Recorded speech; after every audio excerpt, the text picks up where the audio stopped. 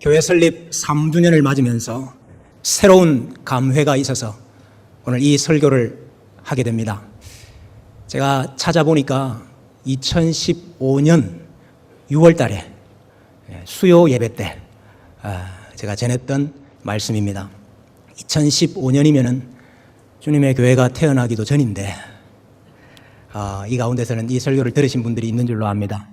오늘 성령 하나님께서 새로운 영감을 우리에게 주실 줄로 믿습니다. 제가 2014년으로 기억합니다.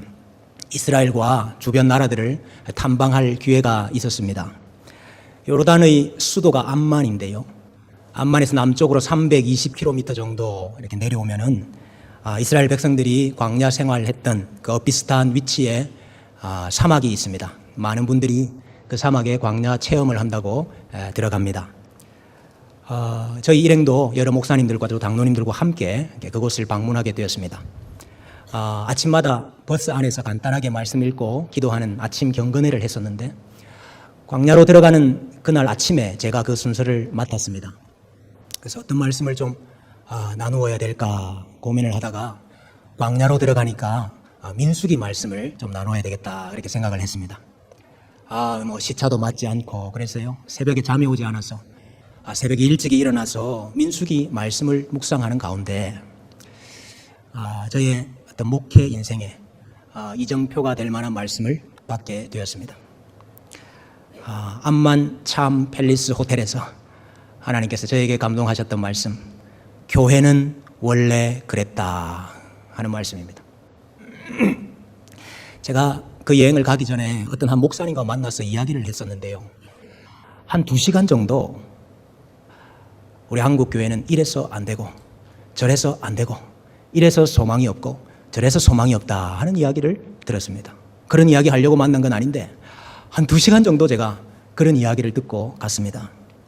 그런데 제가 그날 새벽에 민수기를 읽으면서 우리 시대, 우리 한국 교회만 이렇게 문제가 많은 것이 아니고 교회는 원래 그랬구나 하는 사실을 새롭게 알게 되었습니다. 사도행전 7장 38절에 보면 광야 이스라엘 백성들을 가리켜서 광야 교회라 그랬습니다. 여러분, 광야 교회가 어떤 교회입니까? 하나님께서 아브라함과 이삭과 야곱에게 약속하신 그 약속을 지키셔서 구원해낸 자기 백성들입니다. 애굽에 10가지 재앙을 내리시고 빼내오신 자기 백성입니다.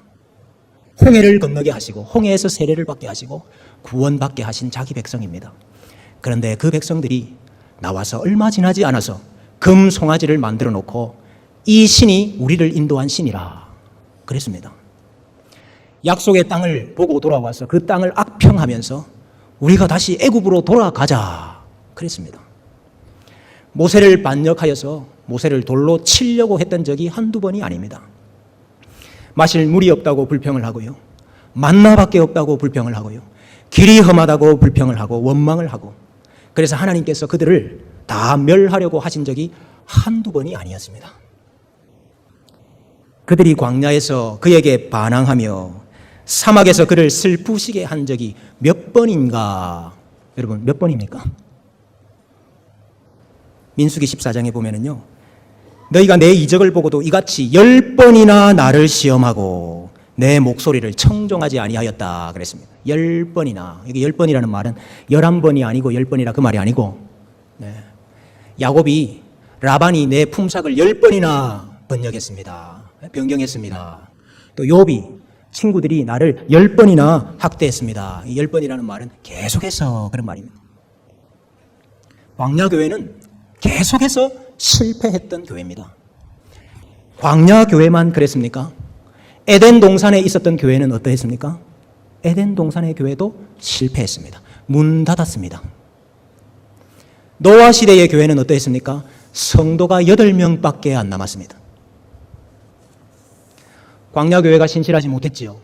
그러나 약속에 신실하신 하나님께서 가나안 땅 얻게 하시고 들어가게 하셨습니다. 가나안 땅에 들어가서는 잘 했습니까? 사사기를 보십시오. 사사시대를 보십시오. 그들은 계속해서 실패하고 반복해서 실패했습니다. 사무엘 시대는 어땠습니까? 하나님께서 나는 너희들과 도무지 같이 못 있겠다. 그래서 실로에 집을 나가버리셨어요. 왕국 시대는 어땠습니까? 다윗, 솔로몬 잠깐 성공한 것 같아 보이지요. 그러나 결국은 실패해서 이방의 포로가 되어 다 사로잡혀 갔다 하는 것이 결론입니다. 바벨론에서 다시 돌아와서는 잘했습니까? 학계 보십시오. 느헤미야 마지막을 보십시오. 말라기를 보십시오. 그들은 또다시 실패합니다. 여러분, 우리가 초대교회에 대한 잘못된 환상을 가지고 있는 때가 많은데요. 우리는 초대교회 하면은 무슨 문제가 없었던 교회, 완전했던 교회라는 착각을 가지고 있습니다. 초대교회에 문제가 없었습니까? 초대교회 문제투성이었습니다. 신약의 서신서들은 대부분 이 교회의 문제 때문에 보낸 편지예요. 특별히 고린도 교회. 여러분, 고린도 교회 안에는 분파가 있었습니다. 당이 있었습니다. 나는 아볼로파다. 나는 게바파다. 나는 바울파다. 나는 예수님파다. 파가 다 나눠져 있었어요.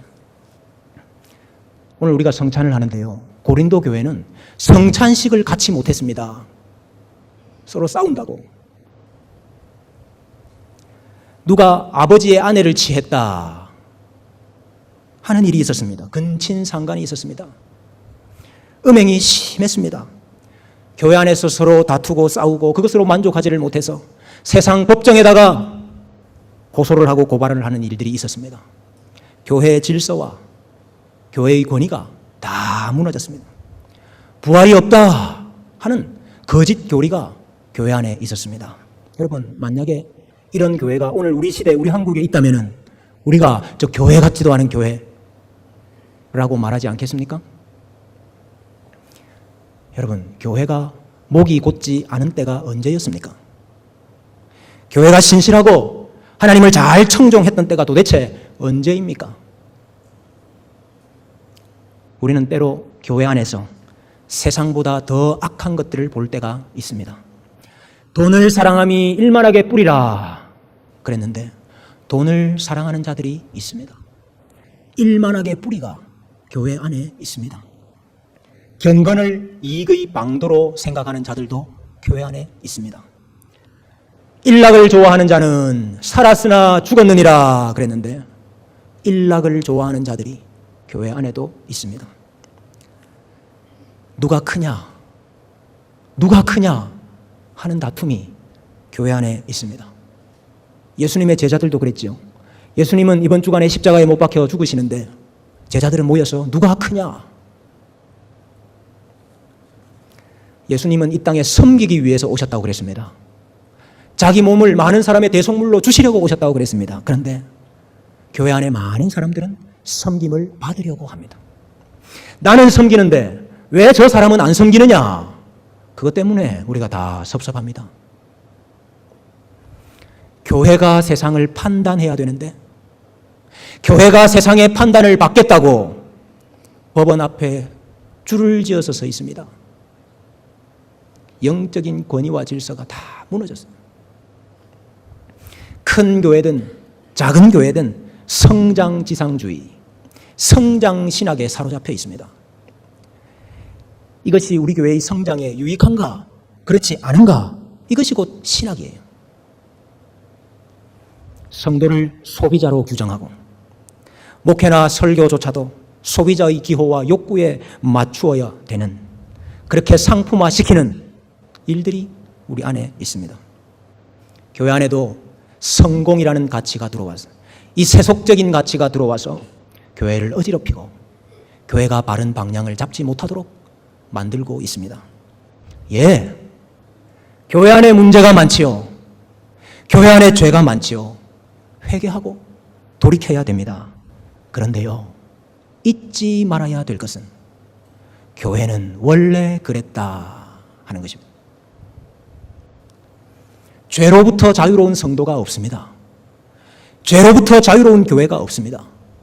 우리 존재 자체가 죄인이에요. 왜 이런 교회가 안 망하고 있을까요? 망해도 벌써 망해야 됐고 사라져도 벌써 사라져야 할 이 교회가 왜 아직까지 망하지 않고 서 있는 것일까요? 시편 78편 말씀에 보니까 오직 하나님은 긍휼하심으로 죄악을 덮어주시어 멸망시키지 아니하시고 그의 진노를 여러 번 돌이키시며 그의 모든 분을 다 쏟아내지 아니하셨으니 하나님이 분노를 다 쏟아내셨으면 우리는 벌써 사라져야 했습니다. 근데 하나님께서 여러 번 돌이키시고 진노하시되 그 진노를 다 쏟아내지 아니하셨기 때문에 교회가 아직 살아있는 것입니다. 그들은 육체이며 가고 다시 돌아오지 못하는 바람임을 기억하심이라. 시편 103편에는 여호와는 긍휼이 많으시고 은혜로우시며 노하기를 더디하시고 인자하심이 풍부하시도다. 자주 경책하지 아니하시며 노를 영원히 품지 아니하시리로다. 자주 경책하시면 우리는 다 문 닫아야 됩니다. 우리의 죄를 따라 우리를 처벌하지는 아니하시며 우리의 죄악을 따라 우리에게 그대로 갚지는 아니하셨으니 그대로 갚으면 우리는 다 망해야 됩니다.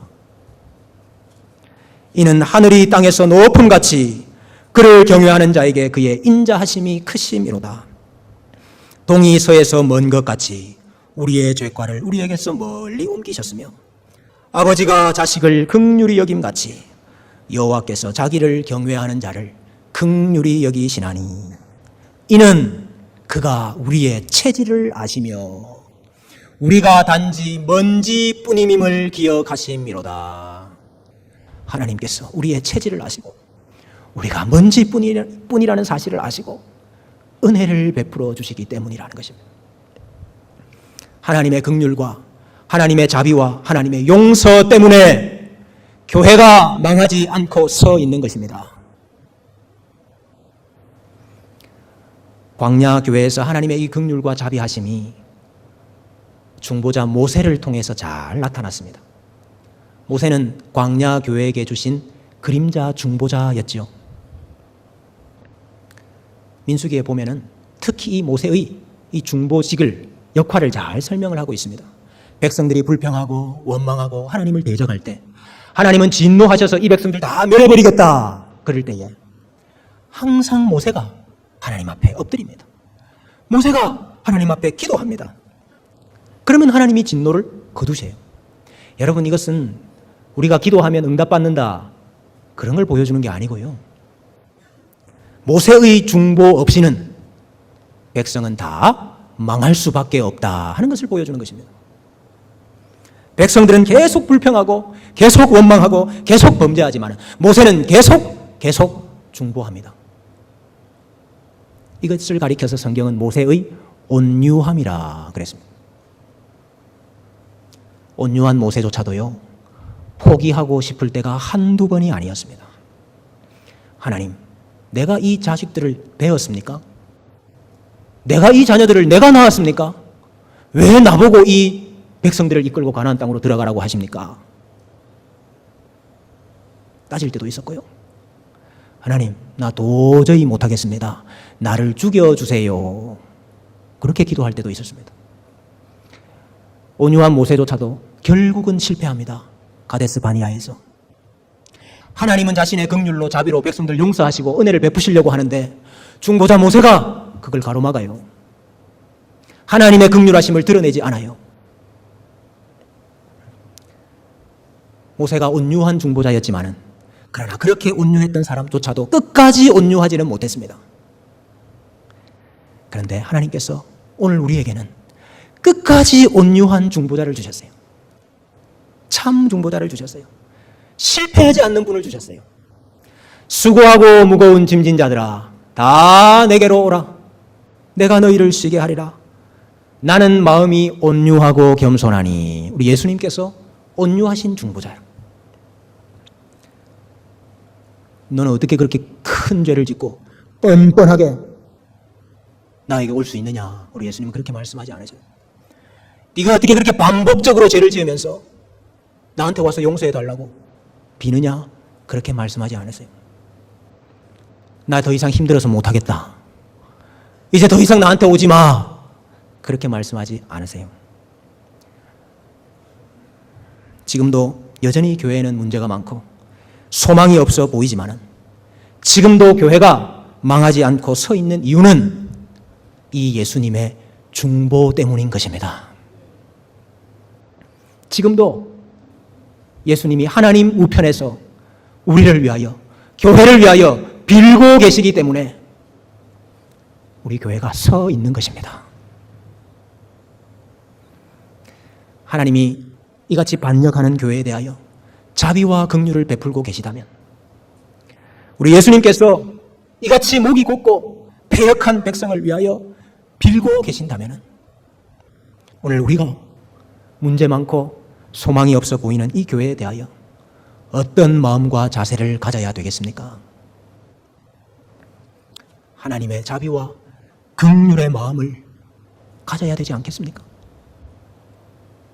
모세처럼, 예수님처럼 온유한 마음으로 교회를 위해서 빌어야 되지 않겠습니까? 갈라디아서 6장에 보니까, 형제들아, 너희가 만일 무슨 범죄한 일이 드러나거든 신령한 너희는 온유한 심령으로 그러한 자를 바로잡고 너 자신을 살펴보아 너도 시험을 받을까 두려워하라. 너희가 짐을 서로 지라. 그리하여 그리스도의 법을 성취하라 그랬습니다. 온유한 심령으로 바로잡으라고 그랬습니다. 어떻게 교회 안에 이런 일이 일어날 수 있는지, 어떻게 이런 일이 있을 수 있냐고 분노하고 진노함으로가 아니라, 나는 마치 전혀 그런 죄를 지을 수 없는 사람인 것처럼 교만하고 자고한 마음으로가 아니라, 나도 얼마든지 그러한 유혹을 받아 그러한 죄를 지을 수 있고 우리 교회도 얼마든지 그러한 시험에 빠질 수 있다는 것을 고백하고 온유한 심령으로 자기 자신을 살피라는 것입니다. 너희가 짐을 서로 지라 그랬습니다. 내가 잘못한 거 아니니까, 우리가 잘못한 것 아니니까 나는 제3자의 입장에서, 비판자의 입장에서 손가락질하고 비난하고 욕할 것이 아니라 우리의 죄고 우리의 문제고 우리가 함께 슬퍼하고 함께 기도하라 하는 것입니다. 교회에는 반역하는 무리들이 있습니다. 불평, 불만이 가득한 사람들도 있습니다. 경건을 이익의 방도로 생각하는 사람들도 있습니다. 돈을 사랑하고 명예를 사랑하고 성공에 눈이 먼 사람들도 있습니다. 그것 때문에 성도들이 때로는 상처를 받고 때로는 억울함을 당할 때도 많이 있습니다. 예, 교회는 원래 그랬고 앞으로도 그럴 것입니다. 모세가 교회에서 상처를 많이 받았잖아요. 모세만큼 교회에서 상처 많이 받은 사람이 있습니까? 돌로 치려고 했는데요. 상처로 말하면 우리 예수님보다 상처 많이 받은 분이 있습니까? 십자가에 못을 박았는데요. 말년의 바울은 대만은 이 세상을 사랑하여 나를 버리고 데살로니가로 갔고 그레세게는 갈라디아로 디도는 달마디아로 갔고 누가만 나와 함께 있느니라. 우리가 이렇게 많이 성도들이 있지만은요, 때로는 이 가운데서 외롭고 답답하고 상처받고 욕먹고 고난당할 때가 있습니다. 그럼에도 불구하고 우리가 이 교회 안에서 무엇을 해야 됩니까? 비방하고 비난하고 욕하고 고소하고 따지는 것, 그거는 여러분이 안 해도 사탄이 잘합니다. 사탄의 주특기가 죄를 들추어내고 그 죄를 고소하고 그 죄를 고발하는 거예요. 그게 사탄의 주특기입니다. 오죽 철저하게 잘하겠습니까? 사람이 모르는 죄 하나하나까지도 다 들추어내어서 고발하고 고소하고 정죄하고 같이 손잡고 불구덩이로 들어가게 될 것입니다. 그 일은 사탄에게 맡기시고 우리는 온유한 심령으로 교회를 위해 기도해야 됩니다. 교회가 망하지 않기를 빌어야 됩니다.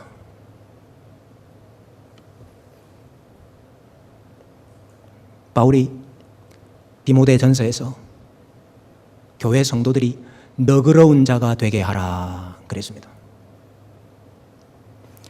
고린도 교회에게 대하여는 고린도인들이여 너희를 향하여 우리의 마음이 넓어졌으니 너희도 마음을 넓히라. 우리 한국 교회에 욕할 것이 너무 많아서, 문제가 너무 많아서 우리 많은 성도님들이 이 너그러움을 다 빼앗기고 있는 것 같습니다. 마음이 너무 좁아져 있는 것 같습니다.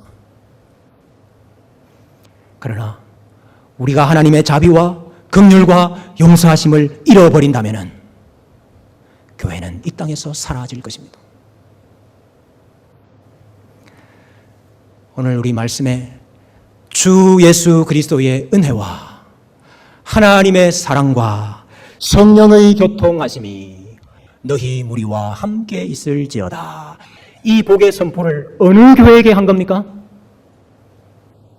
이 복을 어느 교회에게 했죠? 고린도 교회에게 했습니다. 그 문제 많은 고린도 교회. 너희가 그런 일을 하고도 교회라고 말할 수 있느냐? 이렇게 말하지 않고 이 복을 선포하고 있다고요. 교회의 소망이 어디 있습니까? 교회의 소망은 삼위 하나님께 있는 것입니다. 사람에게 있는 것이 아닙니다. 교회의 소망은 삼위 하나님께 있습니다. 예수님의 은혜, 하나님의 사랑, 성령님의 교통하심에 교회의 소망이 있는 것입니다. 칼빈이 이렇게 이야기했습니다. 교회는 자주 망하고 부서져서 더 이상 이 세상에 존재하지 못하겠다 싶을 정도의 상황에 처하기도 합니다. 하지만 그때도 우리는 삼위 하나님의 약속을 굳게 붙잡아야 합니다. 그랬어요. 교회는 신실하지 못하지만은 결국은 하나님의 신실하심이 이길 것입니다. 하나님의 자비와 긍휼이 백성의 죄와 악을 이길 것입니다. 품으면 품을수록 더 아프고 사랑하면 사랑할수록 더 상처받는 이 지상의 교회 안에서 하나님의 긍휼과 자비와 용서를 드러내는 성도님들이 되시기를 바랍니다. 그래서 우리를 통해서 하나님의 은혜가 뭔지, 하나님의 긍휼하심이 뭔지, 하나님의 용서하심이 뭔지를 많은 사람들에게 드러내십시다. 그래서 우리 주님의 교회에 오는 누구라도 예수님의 은혜, 하나님의 사랑, 성령님의 교통하심을 맛보고 누리고 감사하고 찬송하고 영광 돌리게 되는 역사가 있기를 소원합니다. 그런 우리 주님의 교회 되기를 주님의 이름으로 축원합니다.